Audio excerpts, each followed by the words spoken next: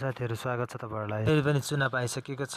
अब हामीले त्यसमा मतदान गर्नका लागि मतदाता नामावलीमा हाम्रो नाम हुनुपर्छ। नयाँ मतदाता नामावलीमा हाम्रो नाम छुटेको पनि हुन सक्छ। त्यस्तो अवस्थामा तपाईहरुले पक्कै पनि भोट हाल्न पाउनुहुन्न। चेक गर्न एकदमै सजिलो छ। हामीले कुनै पनि ब्राउजरमा गएर इलेक्सन कमिसन नेपाल भनेर सर्च गर्नुपर्ने हुन्छ।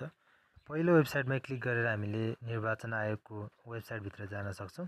थोरै तलतिर स्क्रल गर्यो भने यहाँनिर आफ्नो नाम खोज्नुहोस् भनेर लेखिएको छ। यहाँनिर हामीले टच गर्नुपर्ने हुन्छ। त्यसपछि यहाँनिर यस्तो पेज ओपन हुन्छ अनि यहाँनिर प्रदेश, जिल्ला, गाउँपालिका अथवा नगरपालिका अनि वडा नम्बर चुज गरिसकेपछि यहाँनिर मतदान केन्द्र पनि चुज गर्नुपर्ने हुन्छ। थोरै तलतिर स्क्रल गर्नुभयो भने यहाँनिर आफ्नो नाम कुन अक्षरबाट सुरु हुन्छ त्यहाँनिर हामीले त्यो अक्षरलाई क्लिक गर्नुपर्ने हुन्छ। त्यसपछि यहाँनिर सबै मतदाताको नाम लिस्ट गरिएको हुन्छ। यहाँनिर आफूले आफ्नो नामलाई खोज्न सकिन्छ।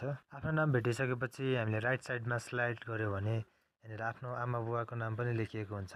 विवरणमा क्लिक गरेर जन्ममिति, नागरिकता नम्बर हाल्यो भने यहाँनिर हामीले सबै डिटेलहरु पनि हामीले हेर्न सकिन्छ। जानकारीमूलक भिडियोका लागि च्यानललाई सब्स्क्राइब गर्न नबिर्सनुहोला।